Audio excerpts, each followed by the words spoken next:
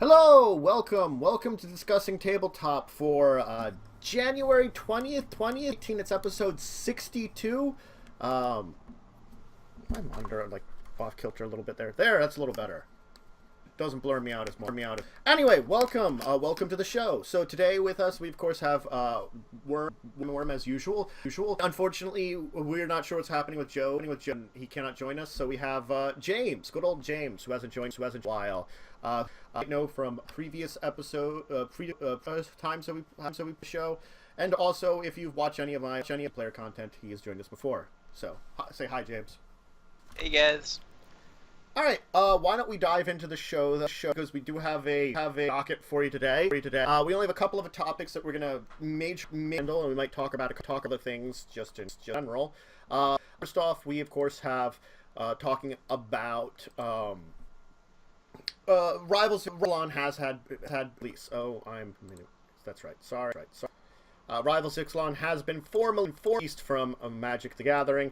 I wanted to talk about that a little bit. I might save some of that talk for this week because this is the release right now, and maybe Joe or I'm arranging a guest like the Orcish Librarian or something to talk a little bit about it. But we'll handle that. I want to talk about Planeshift Ixalan, which is Magic meets D&D for this set Ixalan.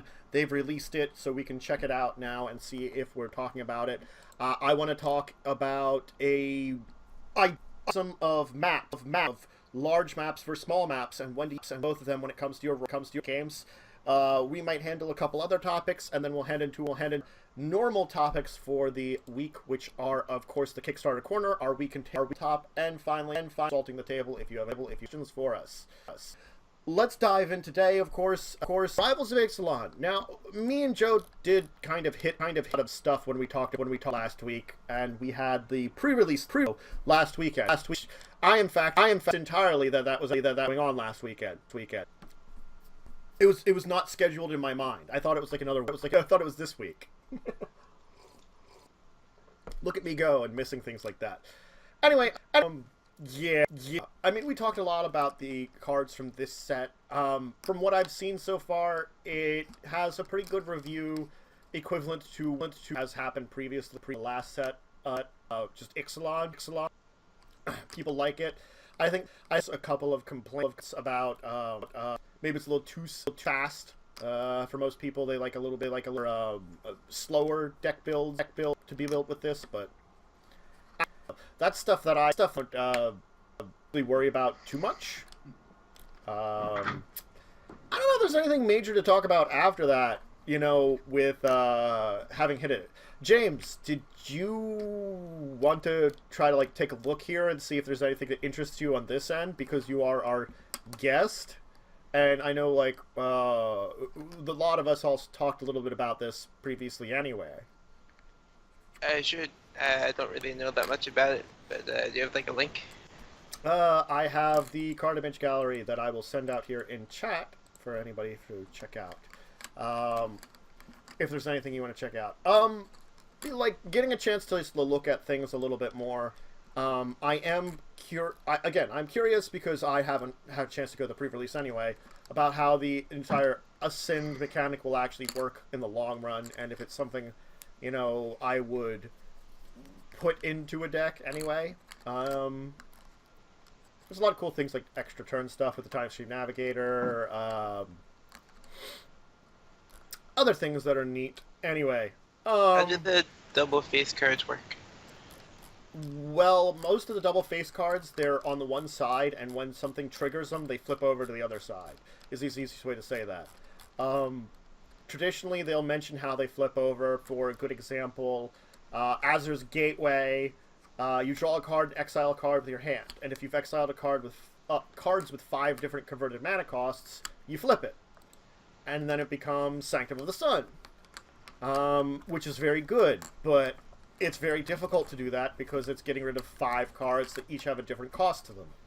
Right. So some of them are more challenging than others. Like Profane Profession, very easy. Just exile 3 creatures. And then you can flip it over. So they each have definitely, and they're interesting because two of them are artifacts, the rest of them are enchantments. So they definitely have a different feeling to them.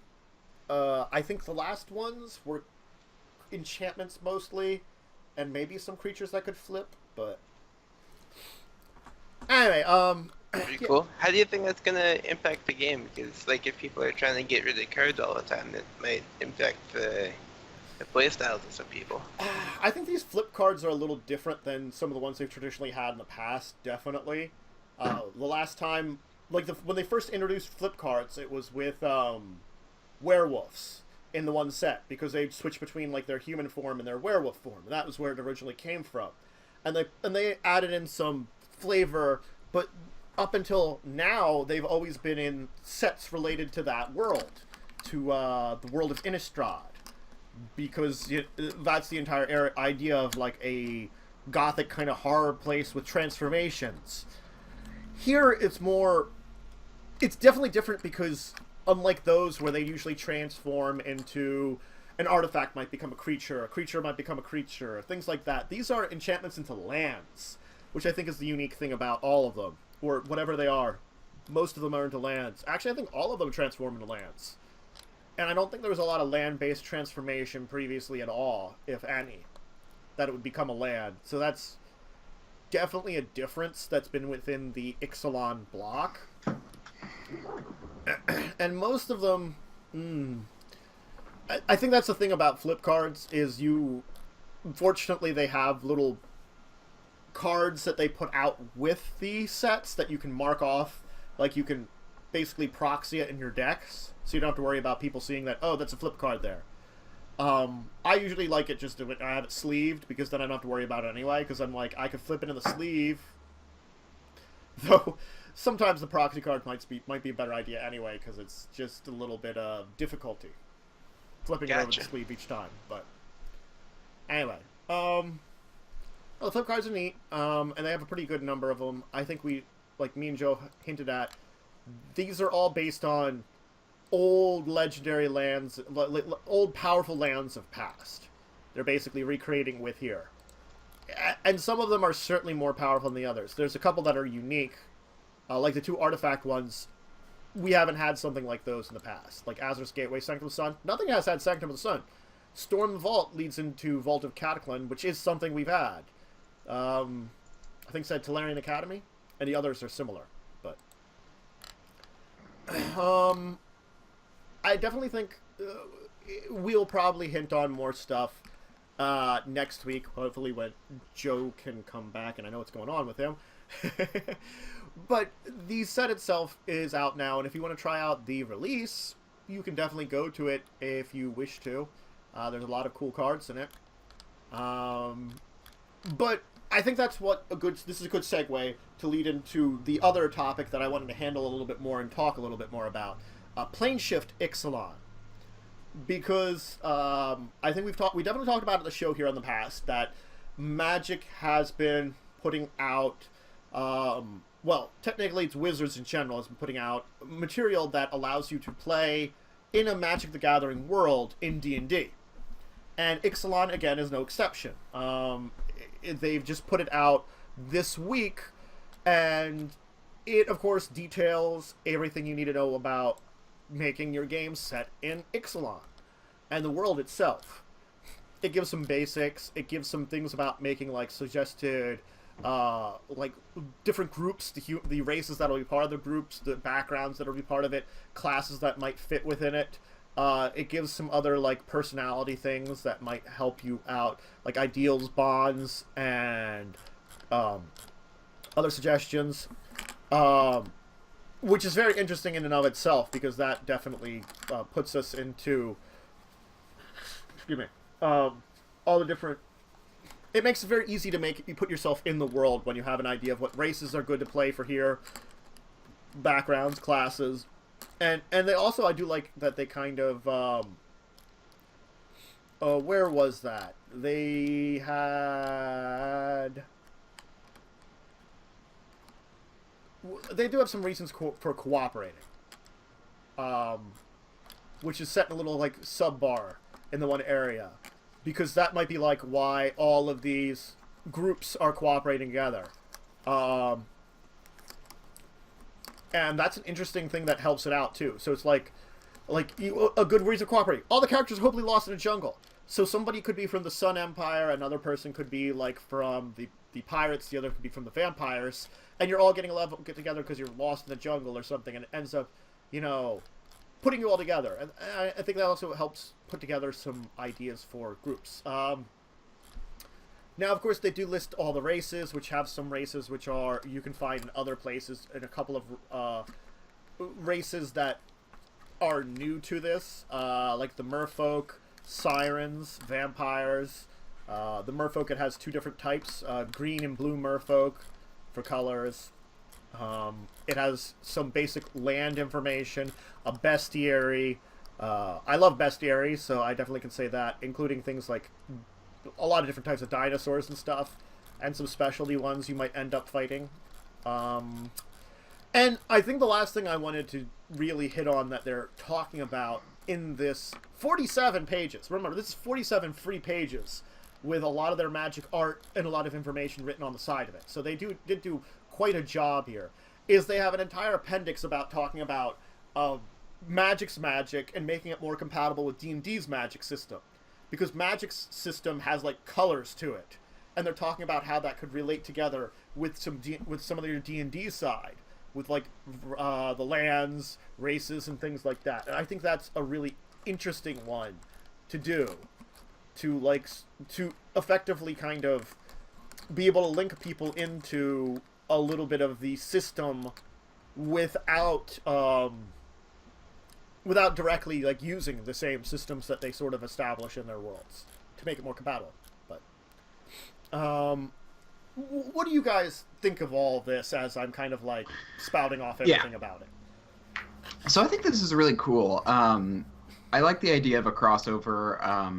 I actually will probably go through and read this later on my own. It's kind of honestly, the vampire race, I'm totally going to steal if my friend who always likes vampires wants to play a vampire in my game. Yeah, otherwise, like, it seems like, it's just kind of cool, the backgrounds and stuff. I mean, it's like, this isn't, like, obviously official D&D, but, it's still kind of a nice thing to steal from, steal ideas from. And also, I kind of like the look of Ixalan. It's always been kind of like I mean, like, or Magic and stuff. Their cards and stuff have always been really cool looking. Despite the fact that I don't really play Magic. Their art is appreciable. Yeah, not that I wouldn't play Magic. I just don't want to spend money on cards. I can understand that as someone that spends money on cards. So, maybe one day when I have money to spend, I'll get into Magic, but as of right now.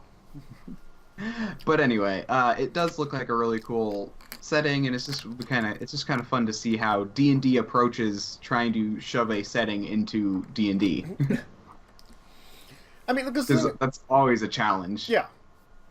I mean, that's one of those things is Wizards has been doing this now for a couple of the worlds. I think we have Zendikar, Innistrad, and I think they did Amonkhet. I'm not 100% sure. They might at least did Kaladesh for the Planeshift series.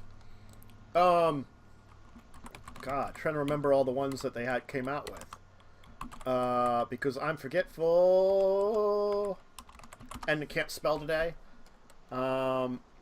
Okay, they did do an Amonkhet. Cool. I probably looked at it, but forgot all I looked at it. But, I think this is one of the worlds because I definitely liked it more than I've liked some of the ones in the past. That I feel like I'm more interested in using it, Mm-hmm. Not that others weren't bad, it's just that it wasn't the same kind of thing, I guess, in a way. It was,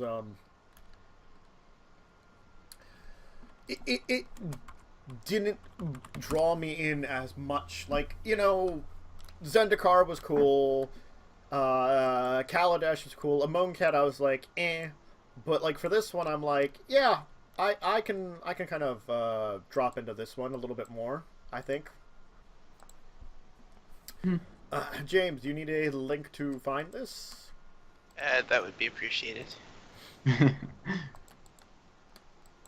That's a link, I think, to the PDF itself.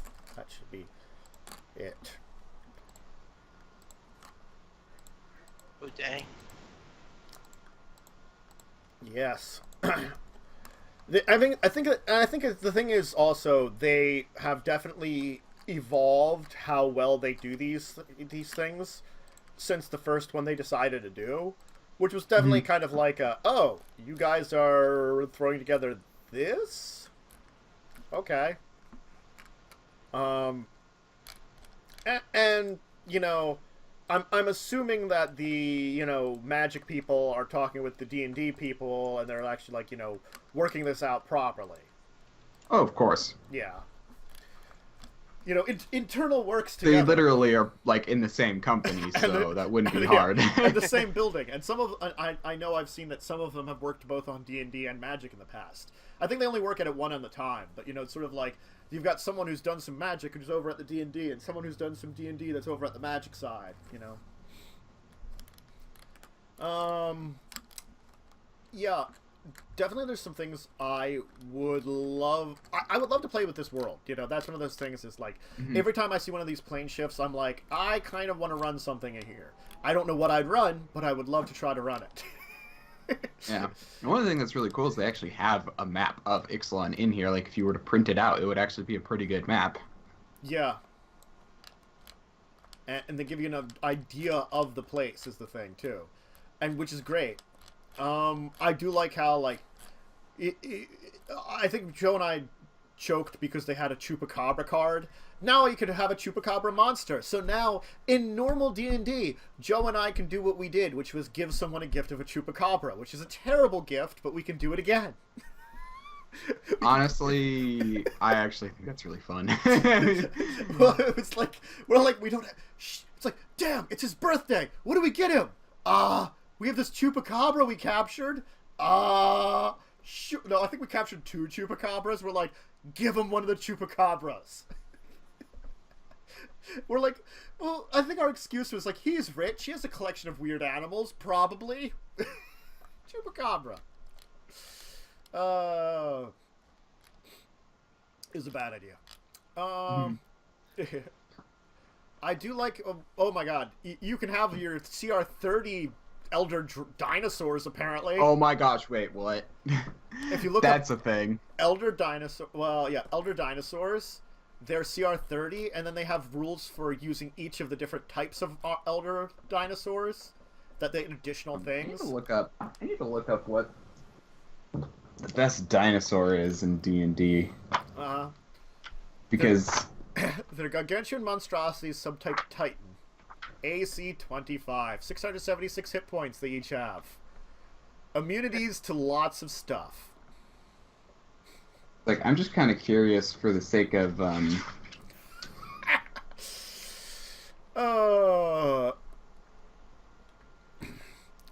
these statistics are shared by all 6 Elder Dinosaurs. Each of which has those particular characteristics that's detailed on the next page. Each one has their own thing, but each one has the same statistics as a primal dinosaur. Yeah, okay, so just looking at it, the Tyrannosaurus Rex is CR8. I want to say that I don't think 30 is achievable because, you know, at best it's equal to your level. But when it comes to dinosaurs, they added in the Garth Sun's avatar or whatever. Yeah. That thing's only CR10. That's actually achievable for a druid to shift into. Yeah. No, the Elder Titans are just slightly ridiculous. But I guess they're supposed to be like almost, again, they're like primal monstrosities. They're monstrosities? Oh yeah, they're monstrosities. Never mind. Yeah. Oh, no, but the Sun's avatar is a beast. Yep, Sun's avatar is a CR10 beast. Yep. That is crazy. Surprisingly, Trask's not a dinosaur. Also a monstrosity, though, I believe. Yeah. I like how it gives you details about what happens. once you're attacked from inside of it, like after it swallows you, it says, if you do this much damage, it throws you up. Thank you. It's just like, you know. Oh, and if it dies, then if you're inside it, you can just slide out using 20 feet of movement. But you exit prone, so that leaves certain... Like, just crawl out of its gullet. You're like, yeah, I actually think that is now the best beast in D&D for druids. You just have to be like, can I be a unaligned gargantuan beast that's a sun's avatar? Nice. The setting actually can go better than what normally can. And yeah, it's gargantuan, which is crazy. And the funny thing about gargantuan in D&D 5e is that technically it's 4 squares or bigger. Mm-hmm. That leaves quite a lot to the imagination. Yep. Mm-hmm.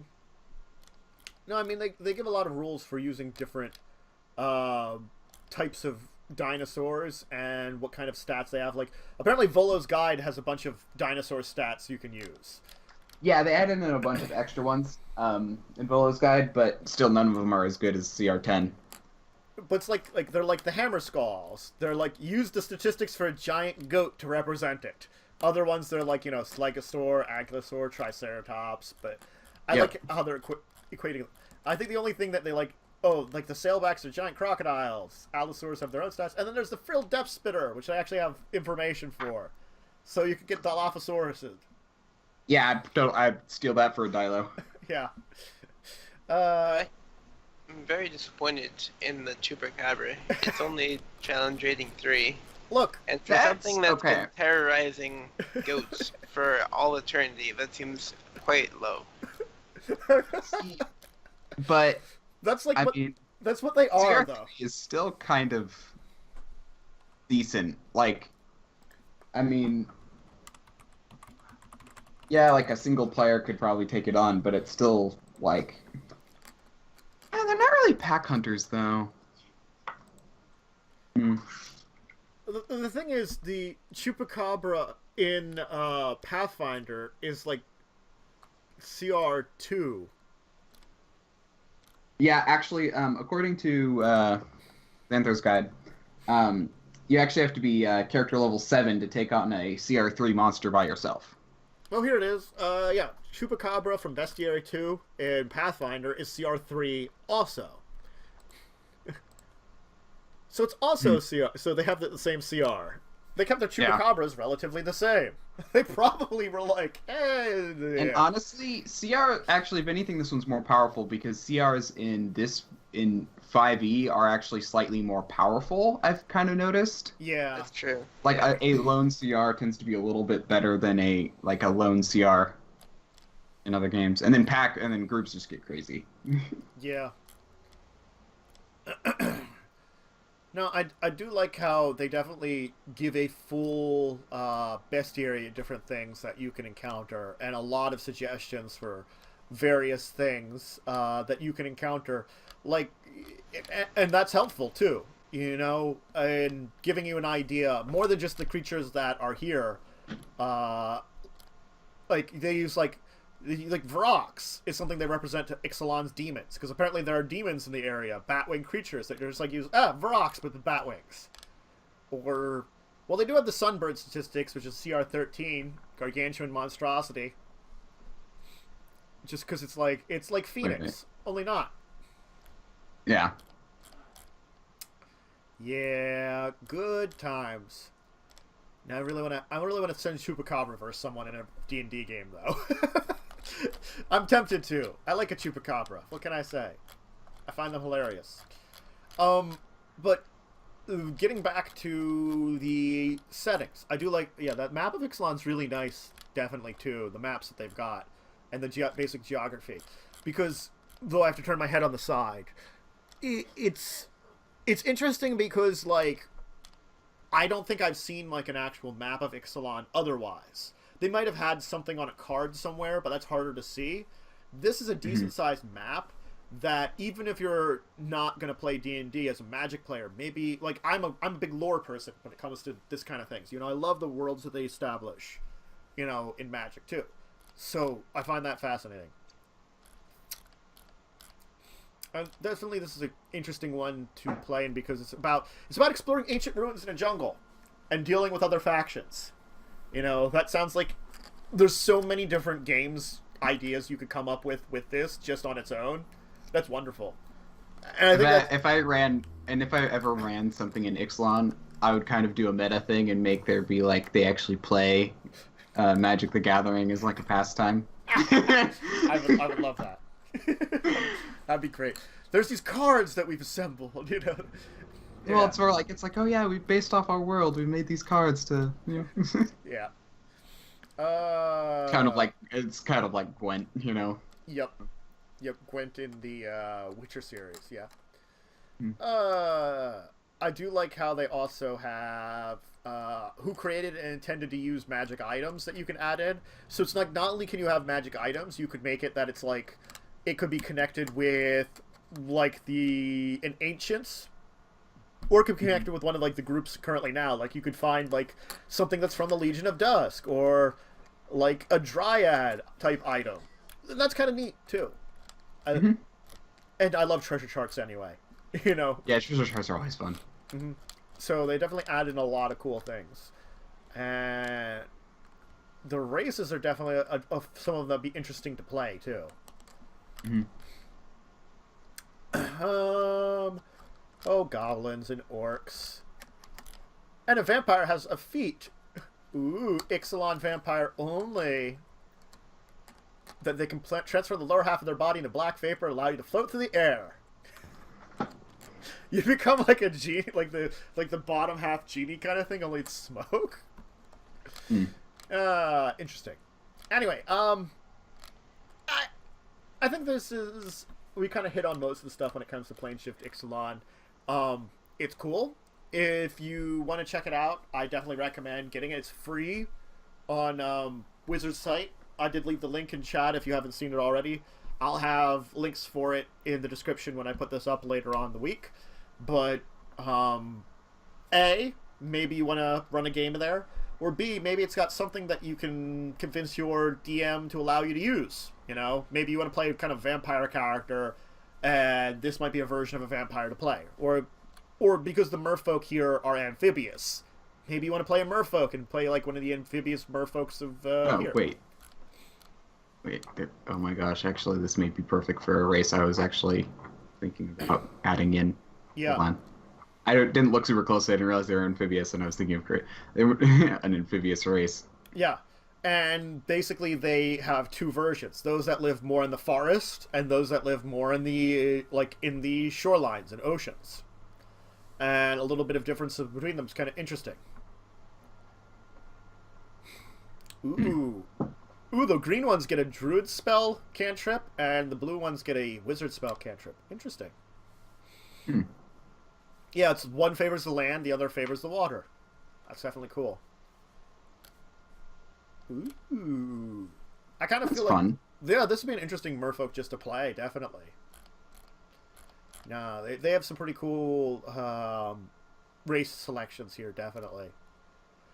Anyway, why don't we move on, though? If neither of you have anything to say? No, I think it's pretty good. We've covered this pretty good. James, do you have anything actually to talk about with this one? I just saw a section about the magic, and I didn't know really how that worked, but reading through it, I think it's just kind of like a thematic thing. It's not actually something tied to the game. Yeah, I think that's the way it can really work, unfortunately. Like, when they talk about magic in actually the game Magic the Gathering, and the world's there, it's kind of like the game, actually, is what it's supposed to be like. That they draw mana from areas to cast spells, you know, kind of things like that. It's effectively what you're doing in the game is what they're supposed to be doing in the world, too. I getcha. So, getting a kind of thematic section to it is, I guess, the best way to use it still without it being, like, a different system completely, and that's probably the best way to do it. You know, unfortunately, it's such a different technical system and all, and I think that's one of the problems with it. But it does the idea of using it a thematic way is pretty cool. And I mean, it would take a little bit of work, but you could, as a GM, go through and recategorize, you know, the schools of magic from like illusion, blah blah, blah, to like water, fire, or like red, green, white, you know, blah blah, if you really wanted to, and then make things based off that. Yeah, you could definitely make things based off of it a little bit more and adapt the system a little bit more. I think like maybe the closest would be like using like the warlock for something, because they technically have a lot of power, but because it's supposed to be like you're drawing on the mana of the area to cast your spells, you know, rather than I guess your own abilities to a degree. But I don't know. There's a lot of weird connections between that you could adapt it more and more if you wanted to in your own system. So it's definitely something that could be done, I think, but it's like all things that need a little bit of more finagling. It needs finagling, adaptation. Not that's terrible. I may actually change up some things for my world. That actually might be kind of fun. I have an idea now. Mm-hmm. I think that's another reason that these are really great. They can give you some interesting ideas. I would definitely, like, if you're doing some world building, this might help out too, because it gives good suggestions on how to adapt a bunch of different things. So, maybe it's something to check out. Anyway. Alright, why don't we move on to the next actual topic we have on the topic list? We have the maps. Talking about map making. I want to talk about map making a little bit because Pathfinder put out a lot of maps this week. And there is... When you talk about scale, map size, you know, discuss that a little bit is I think what I want to do. So yeah, this is definitely a more open-ended topic that I kind of wanted to hint on, but I thought it was appropriate because of, you know, Pathfinder putting out a bunch of map packs, and there wasn't a lot of other topics to talk about, truthfully speaking. If you've seen Gathering the Roll, you know that there isn't a lot of news this week. Unfortunately. But, so, first off, you know, we always look at, you know, scale of things. That's always a good thing to look at. But then you want to think about, you know, map size a lot of times too. Scale and size are the two different things that you always will work on for maps. And I think I wanted to bring up this because Pathfinder kind of has a standard map size, except for the one that they put out this week, which was a little bigger. And I don't think we've really talked about looking to your comfortable level when it comes to map sizes too. Because I know that I've built some pretty ridiculous dungeons just because I had the space and I could. And that's not necessarily a good thing in my own past and through experience. And that's, you know, it's sort of like you get drawing something and then you're like, oh, well, I have this open space here. Might as well draw into it.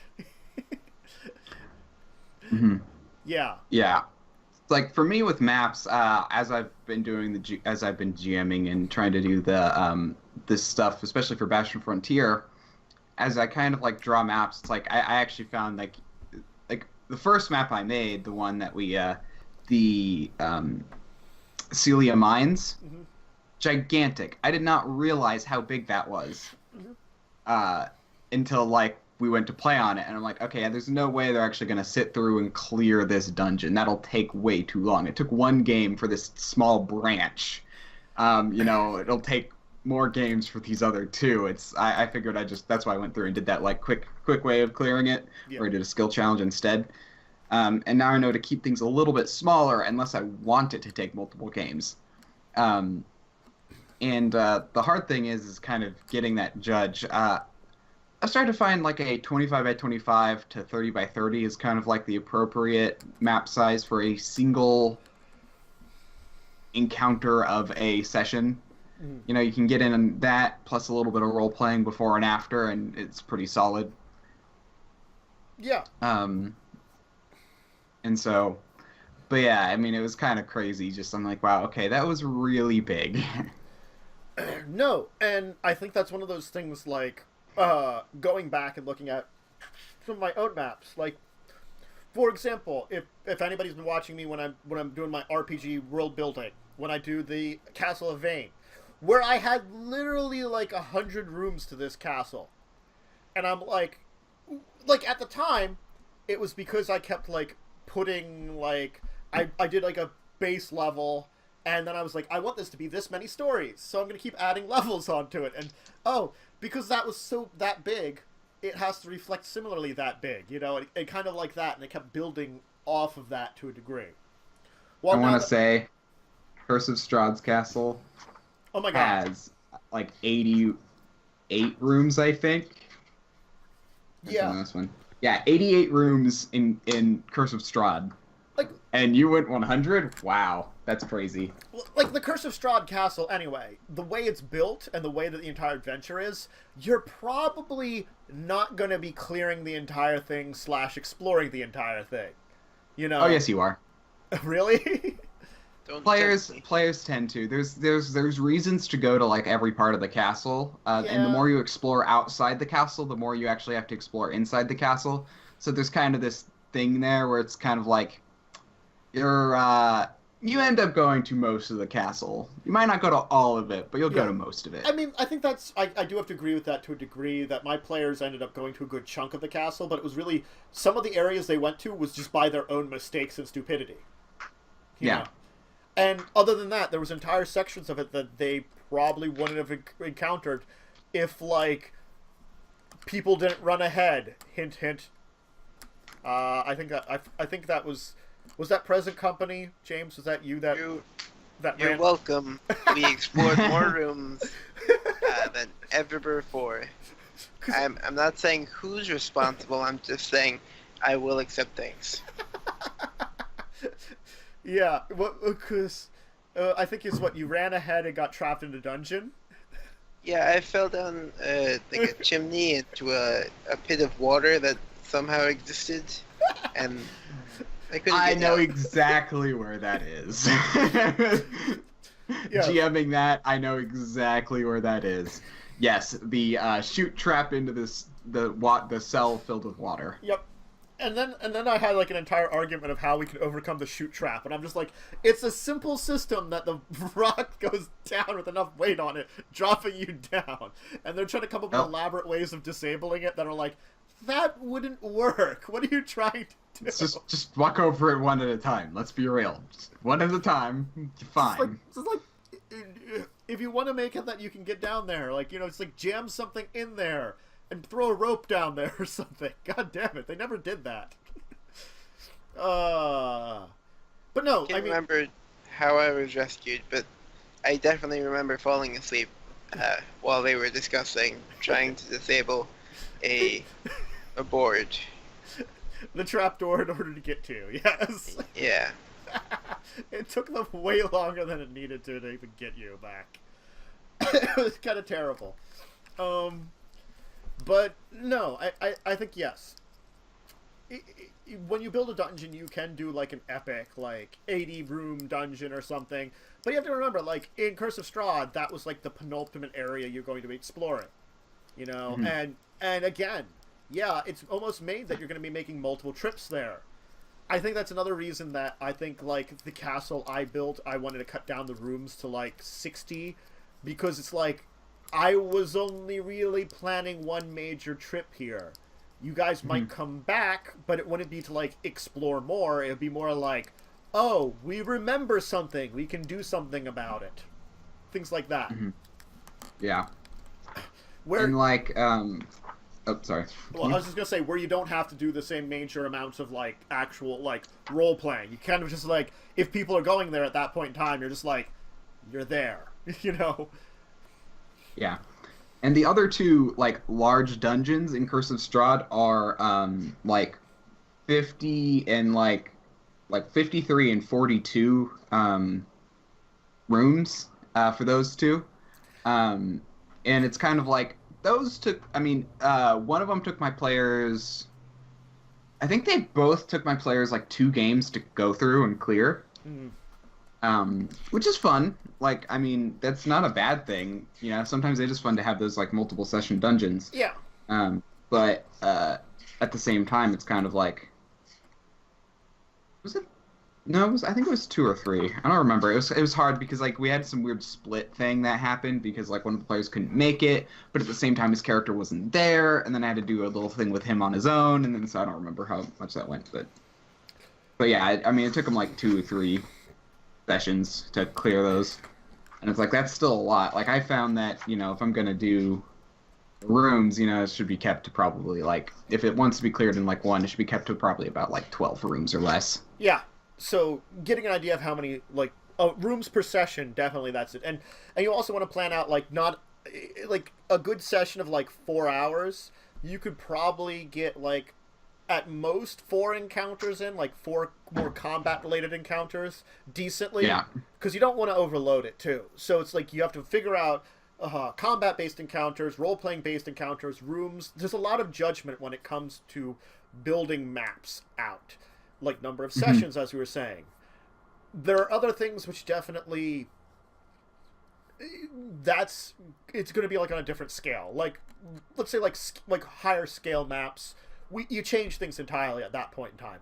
Then we're just using maps to map things out, But when we're talking about the combat scale maps, definitely that's things you have to think of very carefully when you're considering it.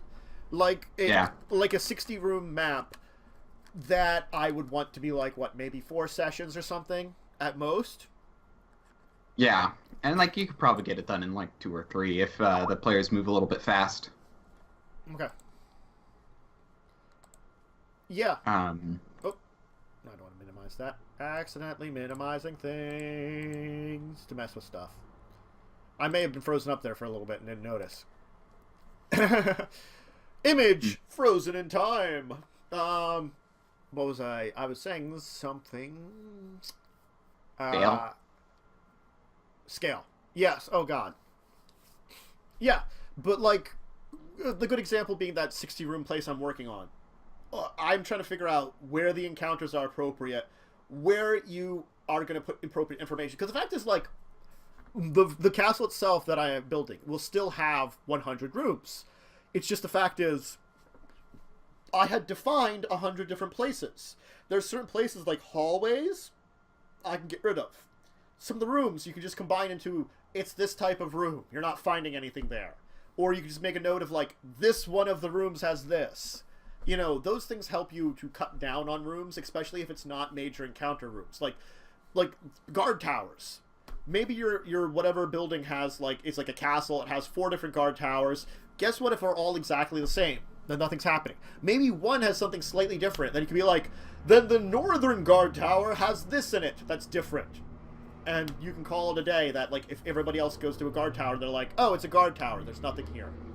Do we search it? Sure, you don't find anything. You can keep things very quick and efficient. So you can still have 100 rooms. It's just doing things like that can also make it that's a little quicker and easier. And I think that's also an important thing, too. You have to be careful not to have too much I'm not getting the word out. Superfluous. Thank you. English was escaping me there. Too many rooms that aren't important. And if you do have one that's not important, either don't talk about it, keep it simple, or just be like, or just not have it on the map. The room should either add flavor, and even then, don't have too many flavor rooms.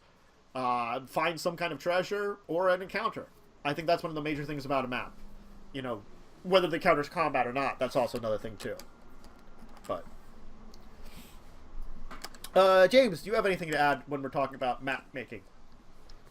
I kind of just agree with you because I've often been the player, rarely the DM, but whenever I've been the DM, I feel like a pressure to keep on making more rooms if it seems like my players are having fun.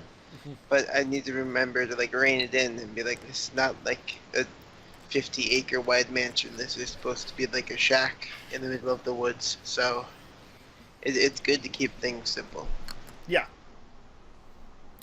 And I think that's the thing is you want keep it simple enough, but always think about the details you're going to have. And I guess using Curse of Strahd's dungeons as a good example it's just that they're a good example of things that they have rooms that are fairly simple that maybe have just some flavor in them, and then plenty of encounter rooms, and a good balance between those two is definitely what you want to meet. And it also has places where like we don't talk about this because there's nothing there, that happens. All right, do we have anything else to add about map making here for a little bit? Because this was an interesting little conversation we had about it. Nothing? Okay. Why don't we move on? Because, again, this is like our low news week to our end of the segments. Let's start with our Kickstarter Korner. And I did get a good suggestion for this week. We're going to go over 2 Kickstarters apiece because, well, there wasn't a lot of them. So there wasn't a lot of other stuff. There wasn't a lot of other stuff. Yeah, so we do kind of want to have something to talk about. And so, James, you're our guest. Did you have some kind of Kickstarter you wanted to talk about? Yeah, I found this Kickstarter a little bit ago, and let me link it in the chat. Okay, I can't link it. Send it to me, and I will link it. Wait, it's in the Skype chat already. Yeah. Wyrm, why don't you link it? I think you're a mod, and if I play around with it, it's going to mess around with the video. Okay. Let me do this then. This game is called Darwinning, and I like the name just because I find it funny and stuff. It's a game for 2 to 5 players. It's like a card game, and it's all about trick taking. And the theme is that you need to grow your population. You need to take advantage of new environments, acquire traits, stuff like that. If you guys have ever played the board game Evolution, it's like that, in that you need to keep adapting to what the changing world is. But this is more of a card-based game. Cool. It's cool. Yep, it's got 20 days to go, got some backers to it, working towards it. Hopefully it can get funded still, so a little bit of like popularity or a little bit of like talking about it will definitely help to push it forward. So still has a good chance of getting funded at this point in time. Looks neat. The second reason why I chose it was the designer has a son named Wyrm, so. All right. Wait, what? Where is this? It's like the 3rd paragraph of the about. Yeah. And there's 11-year-old son Wyrm. Huh. That is hilarious. Well, to be fair, his like icon is a dragon. Yes.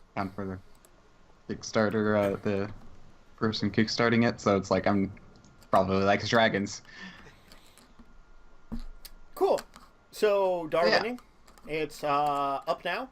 I would definitely recommend checking it out then. Wyrm, what Kickstarters do you want to talk about today? I'm gonna do one that's already funded and way overfunded, but just looked pretty good. This one is called Everdale. It's a it's a kind of like a. I'm trying to remember now because I had 2 of them. Which one is this? So you use like resources. It's like a resource management game. It's also got like a 3-dimensional board, which you set up, and it's like you play cards to get resources, and you're trying to gather as much of these resources as you can, I think, or like complete objectives. I'm not. I read it through, but now I'm like forgetting. Oh, you like little mice and stuff. Neat. Yeah, it's like Redwall. 5 days to go. Certainly funded. Yeah. Yep. We've reached all of their stretch goals, I think. 1 to 4 players, 20 minutes per gameplay. Well, they might have. Yeah. Yeah, and they have like added- events, their own hand. Yeah, it's like you have to place your workers, get resources, and yeah, it's like a resource management board game. No, they have a couple stretch goals left. It looks like they've added in some at least. Yeah, they probably add them in because Mm-hmm. they probably ran out of ideas, or they probably like got all their starting stuff. Yeah, God. Yep. You can get 6 rat worker to use for the solo version of the game. Wow. Fancier D8s was what they just unlocked. Nice. Yeah. But no, this looks like a nice little game here about, resource management. Yeah, and it's also interesting enough. It's 1 to 4 players, so you could play it by yourself, which is not very many games do that, especially True. board games. Yes, very true. I do like that they have a little assemblable tree that you can have for your board map. That's kind of neat. So you can build a little tree to have in it. And the art looks very interesting too, like very simple. That's very cute art. Very cute. Very. What's the word I'm looking for? Very. It reminds me kind of like a cuter version of the Rats of Nim. Mm-hmm. That had like a certain kind of like way that they portrayed animals, and I think they portray the animals the same way, even though it's like a much lighter, cuter art style. Mm-hmm. But yeah, cool. And that's a fun one. Yeah, you had another And I found another one. I looked for one a little bit more obscure for the second one.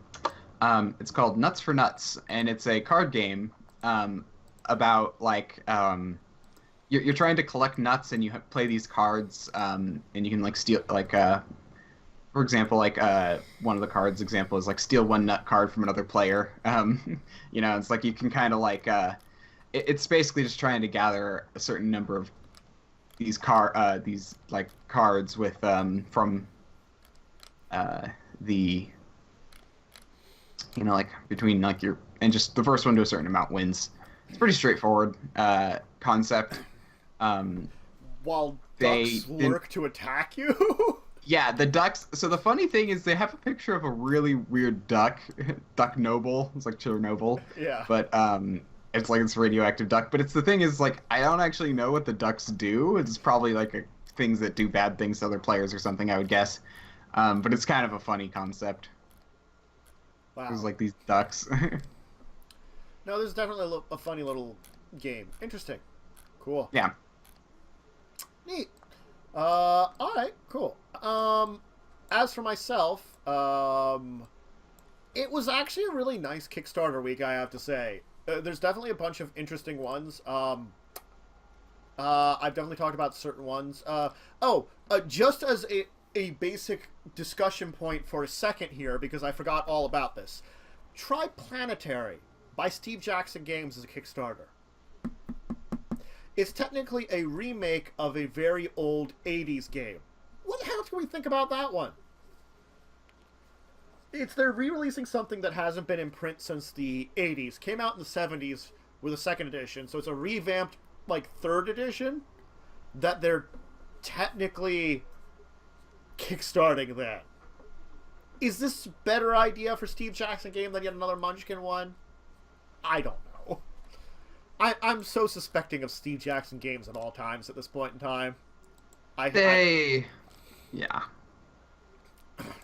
Yeah. Steve Jackson games, stop kickstarting things. You could probably just release this. This game looks like a lot of the war games that I like to try. So I'm interested to see how Steve Jackson handled that, because I've known him more for his card games like Munchkin and stuff. So, yeah. And so interesting how they would maybe go about this. I don't know. But yeah, I just wanted to mention it because it is definitely an unusual one to have here. I think if I'm choosing 2, it's kind of difficult, but I think I can kind of get them. I mean, I'll give a short shout out to Mask of Red Death, because that's a very interesting one. That's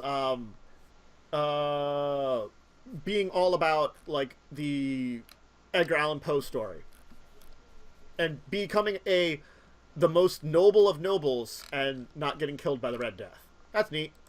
I think one of the ones I want to focus on, I kind of thought was interesting, is the Mansky Caper.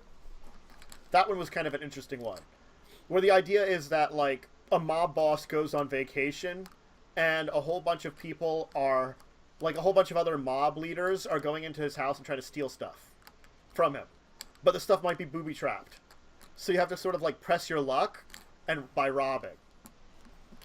I thought it was a kind of an interesting little one. It's actually just it's over its funding. 21 days to go. It's just over its funding. It's, you know, Big Al Mansky's on vacation, and for 2 to 6 players, you can try to like, you kind of work together to a degree, but also to help yourself, and you just have to worry about, you know, like grabbing the loot, which you can share with loot with others to hope to avoid explosions and stuff. But yeah, it's an interesting one. What's the other one I want to talk about? I mean, I'll give the shout out to Come On Games Hate, because they've been talking about it forever and it's out, and they got up on Kickstarter, so good for them finally getting that out. And I don't know which one to talk about. Not that one. You know, Well, what? Sorry, go ahead. I think Countdown Action Edition is the other one I want to talk about. Yeah. Because it's a role game with a different level to it. You know, we've played, there's role games like a Secret Hitler or Resistance. It's another like type of role game, except one person takes on the role of the action hero, and then everybody else takes the role of villains or hostages. And it's the job of the action hero to determine who the hostage is. But there's things like a countdown deck and also action scene cards. So it's very 80s action-y. And I think that's really an interesting take on the thing. Getting to have the idea of, like, you know, it's the action movie showdown. So it's kind of neat. And it's fun with 12 days to go. James, did you have, like, another one you want to add, or you just want to say something here? I wanted to add, I wasn't sure if I'm allowed to, because it's not strictly board game related, not a board game. Mm-hmm. These are, I just linked it in, these are D20 enamel pins. They are, you know, those little, like things you can like wear on your lapel or on your, yeah. They have a bunch of different designs based on like character classes. I can see like Ranger, Druid, Monk, Bard. They just have a lot of them, and it looks pretty cool. I believe it's already made its goal many times over, but I think it'd be cool to try it. I think that it counts. It's close enough. It's tabletop related. Yeah, I've done something like this before. And that's kind of cool. Little pins that you have for different classes. That's a pretty cool one. They definitely have a lot of different interesting ones there for the different pins that you could choose from. Cool. Neat. I think that's it. I mean, there's a couple other interesting Kickstarter games on that end, but nothing so critical. I mean, it's what John Carter of Mars and the Highlander board game are the only two I didn't talk about at all that I thought were interesting. But, I mean, unless you like Highlander movies or John Carter of Mars, probably aren't going to be super into that. Anyway, so maybe you are. Let's move on to our final segment, Our Week in Gaming. What did we do this week in our tabletop? Wyrm, why don't we start with you? Yeah, I am, I'm Diamond, wait, what am I doing? Okay, anyway, I was doing, like, the outro, anyway. It's fine, I've done that before. Yep, and, yeah, so, I haven't done a ton. Let's see, last Sunday, did more Curse of Strahd. My group it was a lot more of a role-play session. They left the castle, to do a couple things, ended up finishing up a quest, that they had been sitting on for a while. Not much happened there besides one of the characters actually had a decent amount of character growth in the end. Kind of like, yeah, that's a bit complicated to talk about. That's a long story. That's the character, but yeah, I don't know. And then did another role play session where it's a game I haven't been a part of for a while. I left that game because I just really wasn't a big fan of where it was going and kind of just the not I wasn't all that happy. It wasn't all that fun for me in the end, but they wanted me back for the finale, so I kind of joined in for the finale this last Friday, and that was kind of fun. Yeah, gotcha. So, Cool. but yeah. And for both of us, we finished up Time Stories, at least in Marcy's case. Oh yeah. Yep. That was fun. James, what did you do with gaming this week? Let's see. There's a game called Medici. It's like a card game, and that was pretty fun. I play a lot of games with my family, so just like every night we kind of have like an option if we want to. And so I remember playing that. I remember playing there's Pandemic. It's really a game that I've all played before, but it's still a lot of fun. And in the role-playing side, I was a backstabbing thief for at least once more. I might change my mind. Everybody seems to be getting mad at me. Acceptable. I'm going to say that's acceptable. I would say that's acceptable. Friends. Yeah. Also, with Time Stories, though, I want to say, yeah, we actually won through a random guess at the end, which was kind of fun. We had a 50-50 chance. So we went through a whole bunch of the characters and we're like, well, we know it's not any of these. We know it's one of these two. Yeah. Let's use it. let's just go for it. Mm-hmm. Yeah, that was fun. Yeah. I don't think I ended up doing anything else in particular either, majorly. No, I think that was pretty much it. We need to set up the Thursday game. Yeah, we'd have to set up some games Thursdays and stuff like that. Yeah, I know. Yeah, I know. Well, I'll take care of it at some point in time. Soon. Yep. Anyway, so, yeah. Oh wait, I did something last Saturday. That's right. I did something else too. Because Joe would normally remember more than me. I played Boss Monster, and what was the other game? Man, I am way too forgetful. I played a couple board games with Joe on my normal Saturday. Boss Monster was one of them. That was fun. There was another one, and I can't remember what the heck it was. Because I'm forgetful. Yay! You guys haven't played Epic Spell Wars? That's a really fun game. I've played one. I have one of the Epic Spell Wars, but I don't have the original. I have the expansion, because you can play them each on their own. So. Cool. Anyway, alright, why don't we move on to our last thing. Questions from the table, so to say. So you out there, if you have any kind of questions or anything that you can consult our table for, go ahead and ask them in chat now, or you can also contact us at discussingtabletop@yahoo.com as a way to contact us with questions. Reach any of us on Twitter or me on my Discord. There's a lot of places you can reach us to ask us about stuff. Yep. Yep. My Twitch, my Twitter, my Discord, Tentis's Twitter, Tentis's Discord. He also has an email, which you just mentioned. Yeah. Yeah. There's a lot of places to reach us to ask us about questions about the table, if you really want to. You could probably also ask me, but I can't guarantee I will be able to convey the message. Yes, accurate. No, you're usually pretty good. So, all right. I guess that's it for today. It is a little bit shorter, but we started a little later, but that's fine, you know. And the news this week just wasn't great.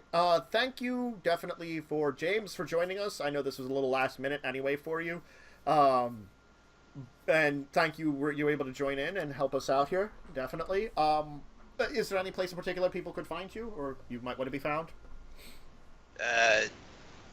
I'll be on your Discord channel. Yeah, there you go. It's a great place if you want to talk to James about something. Wyrm, yourself. Normal. You can also find me there, but I also have my own Discord channel and my own Twitch channel, twitch.tv/DiamondWyrm. I'll be streaming later today. In actually, what should I just say, like in 4.5 hours. Go ahead and follow or subscribe if you wish. Yeah, I also am on Twitter at DiamondWyrm. Oh, and it's twitch.tv/DiamondWyrm. I also have a Patreon. Pretty sure it's also just DiamondWyrm. I need to double check on how that works. I think it is just a slash and then your name. But, what else? I also have a YouTube. Haven't done anything with that yet. I plan on doing stuff with it, but yeah. Cool. As myself, I am as usual Tantus Dracovin. You can find me on my Discord channel, link down below. Same with the Twitter. I have the Patreon if you want to support me there, which you can do as low as $1, just if you want to give some support and don't want to, get into anything crazy, or more for more rewards. You can always follow, subscribe here. It's a great way of showing your support. Subscribing to YouTube is definitely a great support with some weird changes that have been going on with YouTube. I definitely could say, if you haven't subscribed there and you do watch my stuff, please do. At least if you want to do that. I know I put out a lot of random content too, so it might not be all you want to say, but just don't turn on the notifications then if I have too much stuff for you. You can do that.